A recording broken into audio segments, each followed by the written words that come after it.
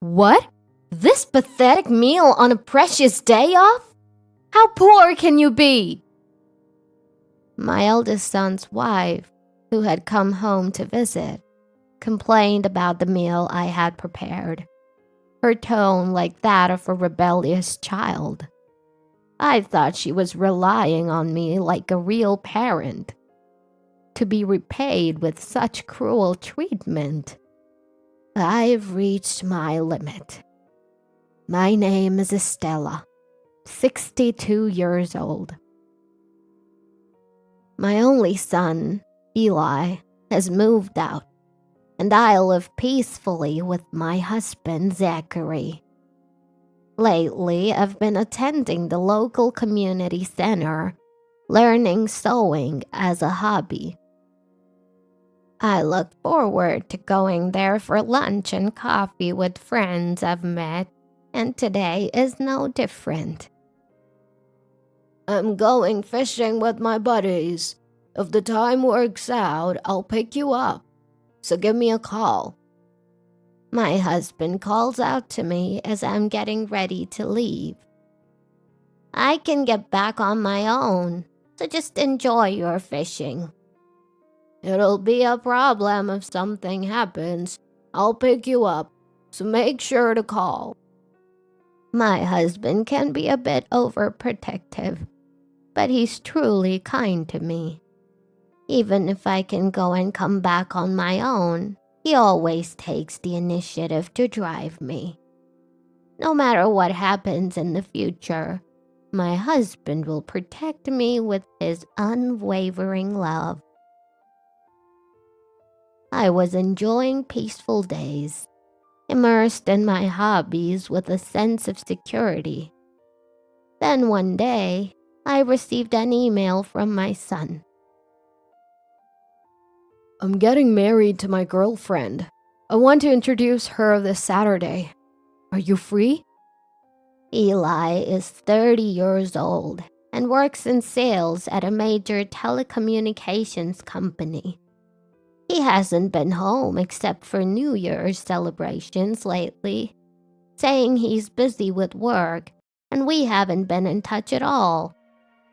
I was surprised by his sudden marriage announcement and hurriedly consulted my husband. Wow, he's finally getting married. I've been worried that he's 30 and still doesn't have a girlfriend. I'd love to meet her. My husband was genuinely happy about our son's marriage, but I was a bit worried. Eli, like his father, was friendly and gentle, but his small flaw is being too tolerant of everything. Even in elementary school, he didn't care if a friend didn't return the last pencil he lent. Because of that, pencils and erasers kept disappearing, and he was always without. I hope he can firmly tell her what he wants. He's too generous. With such concerns, we welcomed the day of the family meeting. The girl my son brought was very tall, beautiful, and elegant like a model. This is Maybelle. Introduced by my son, she bowed her head slightly. Her demeanor was like an actress's, and I was captivated. I'm Estella, Eli's mother. Please come in. I called out, but she didn't respond. Maybelle, you're so tall and beautiful. Where did you meet? At a mixing party set up by a colleague. I saw her working as a waitress at a restaurant, and I visited her a few times at work. Her hardworking and beautiful appearance was really cute. You're really smitten with Maybelle. It reminds me of when I was young and crazy about your mother. The family meeting ended up being lively among the three of us. Whether she was nervous or considerate, She didn't join our conversation at all. I tried to engage her actively. "What did you like about my son, Maybelle?" When I asked, she simply replied, "Nothing in particular." "Would you like coffee or tea?" I asked. "Juice is fine," she answered. Her way of speaking was like that of a small child. After she left, I asked Eli, "Is she always like that? She doesn't talk much, or rather, she's quiet, or maybe even unfriendly." "Yeah, she's always like that." I don't mean to speak ill of her, but I was a bit concerned that she didn't greet us properly or use polite language. Eli then passionately explained, "Actually, she's a child born when her parents were high school students. They married right after graduating, but divorced due to constant fighting. I want to support her, having grown up in such a tough situation." "So that's the case. Then you must make her happy. Do your very best." I decided to warmly support my son and his wife as they started their new life. But after the wedding, my daughter-in-law started calling my mobile phone frequently. "I'm shopping, but I'm a bit anemic and tired. Can you come pick me up?" Are you okay?" "Where are you?" "I'm at the supermarket near the station. I'm sitting on a bench, so come get me." She would ask for various things, using language worse than a real daughter would use with her mother. At first, I was happy to be relied upon as if she were my real daughter, but it became annoying when she called for trivial things all the time. "The groceries I bought are too heavy to carry home. I accidentally made a reservation at the wrong beauty salon.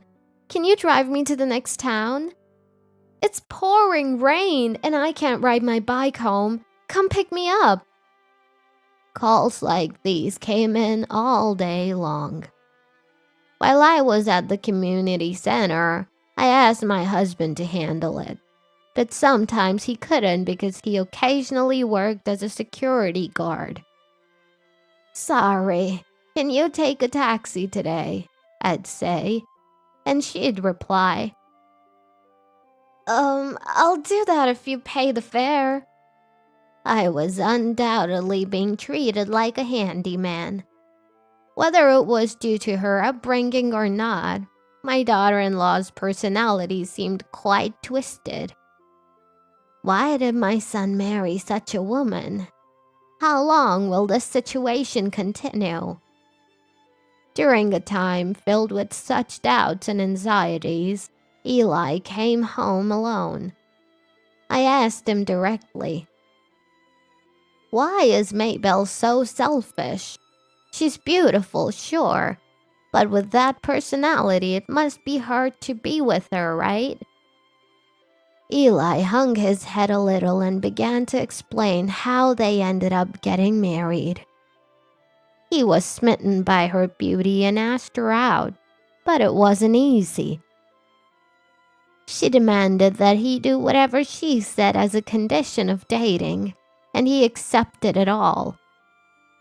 So that's why she's so spoiled.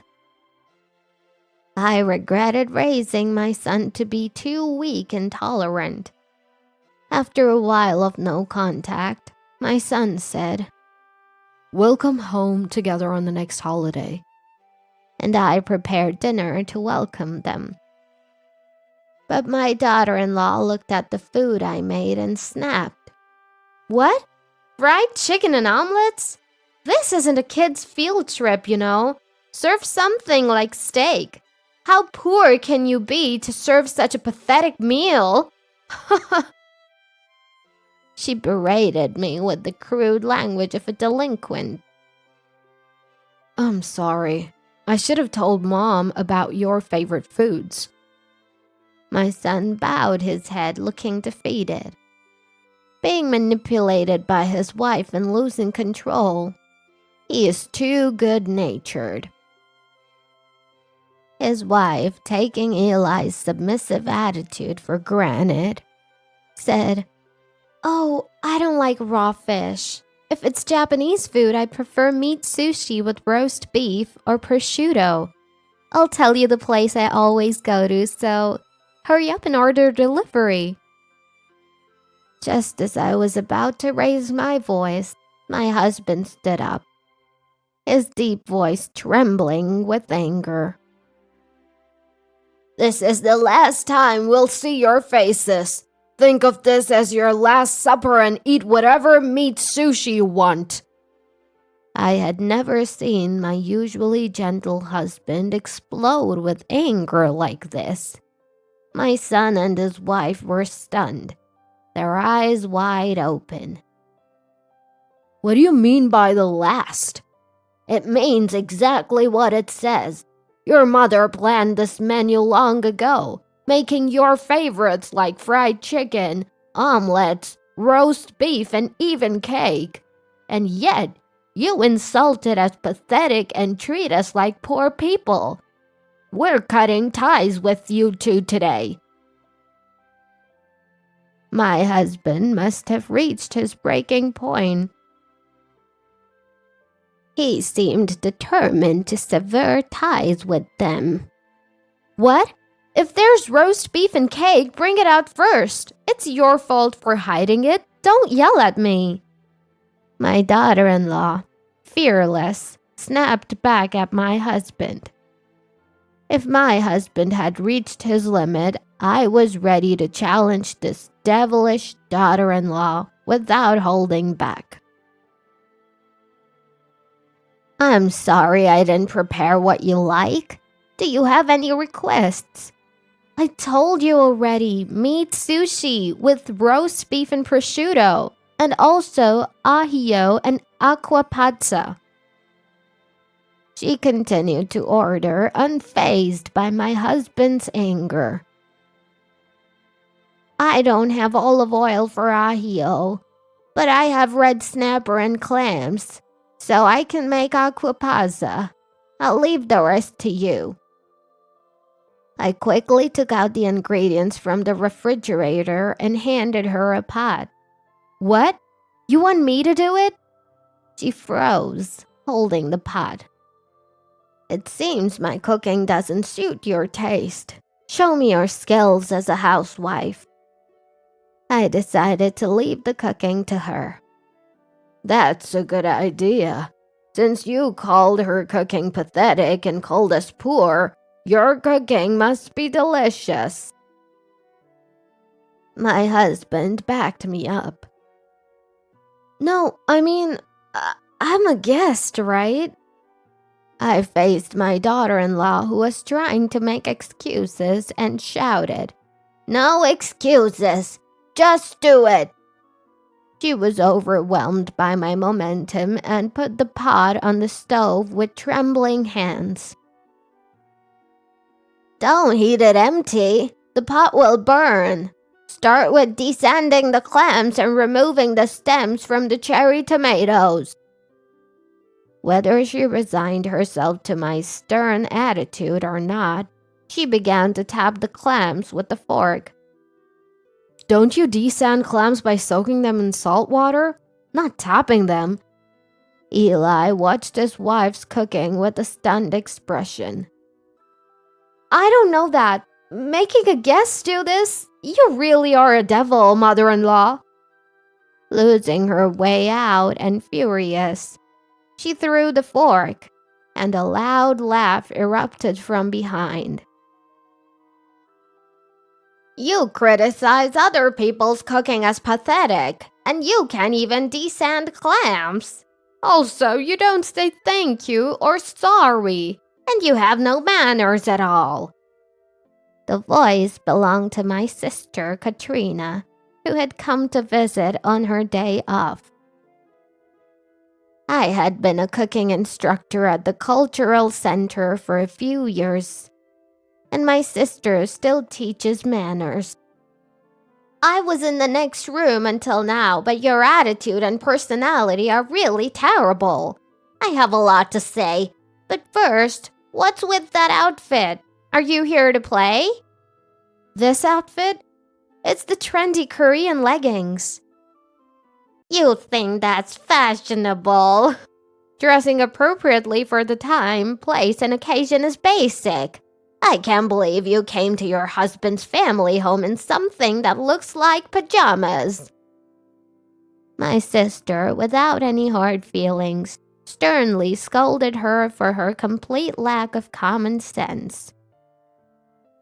Your attitude, your language, your clothes, everything is a mess. I don't know how this family puts up with a daughter-in-law like you. If we were worried about every failure like her, we'd go crazy. We've just accepted that this is how she is. Encouraged by my sister, I threw back words I wouldn't normally use. Then, my son and daughter-in-law began to argue fiercely. It's your fault for complaining about Mom's cooking. What? If you have a problem, tell these devil women. The problem is your attitude. Show some manners. They were arguing loudly. My husband silenced them with a shout. If you want to fight, do it elsewhere. If you have something to say, gather your thoughts and come back another day. I'll listen just once. My husband glared at them with a terrifying expression I had never seen before. Overwhelmed by his furious momentum, the two hurriedly left. A few days later, they came to our house with solemn faces, begging for forgiveness. It's not just your wife's attitude. It's you for allowing it. I'm utterly disgusted seeing you, with no common sense, fawning over a wife who has none either. My husband glared at Eli, still angry from the other day. I've decided, if you're going to cut ties with me, I'll divorce her. Eli's unexpected and shocking words. His wife's eyes widened in surprise. What's going on? You said you'll protect me. I thought so, but I'm convinced that what Mom and Aunt said is right. I now see how terrible your lack of common sense, your clothes, your language, and your personality are. What? You're treating me like the bad guy? You don't care about me. I'm just tired of all that about you. Eli looked down, his voice barely above a whisper. Come pick me up. I'm tired from shopping. Bring me money, I don't have enough. You kept calling my mobile phone. When I turned it off, you even called my office. When I said no, you got angry, saying, "Don't you care about me? You said you'd do anything for me." He wasn't even accused of cheating, and it seemed Eli had reached his breaking point. Think about us, who had to put up with your whims, and don't give your wife my cell phone number without asking. That's right. It's really annoying. Handle your own wife. My husband coldly dismissed them, and we decided to cut ties with our son and his wife. After we severed ties with them, my sister frequently visited their home. She said she was just enjoying tea time with them, but she was actually strictly disciplining my daughter-in-law with her expert manners training. And then, the daughter-in-law came to my house to apologize, looking like a completely different person, worn and defeated. I'm sorry, I've said terrible things to you. She bowed her head, handing over an envelope filled with cash as a token of apology and the taxi fares I had paid for her in the past. No matter how much you apologize, I will never forgive you." I coldly pushed her away and she slumped in despair. Eli and she had been living separately within the house, and it seemed that divorce negotiations would begin soon.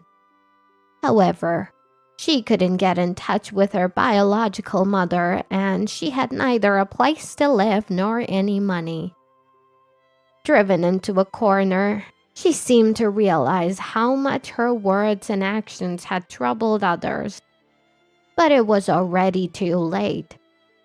The stormy days with our son and his wife passed, and my husband and I returned to our peaceful daily lives, enjoying our hobbies. I was thinking that Eli should find a new wife as soon as possible, and to my surprise, he actively started dating and quickly found a new girlfriend. She was Japanese, a graceful woman who enjoys traditional Japanese arts like tea ceremony, flower arrangement, and wearing kimonos. She said she liked my son's slightly shy but tolerant and gentle personality. I had once regretted that personality, but now I feel that our parenting was not wrong. "I'm going to the cultural class." "All right, I'm going fishing." On the way back from our hobbies, my husband would apparently come to pick me up in the car. It seems that our son has indeed inherited his father's kind nature.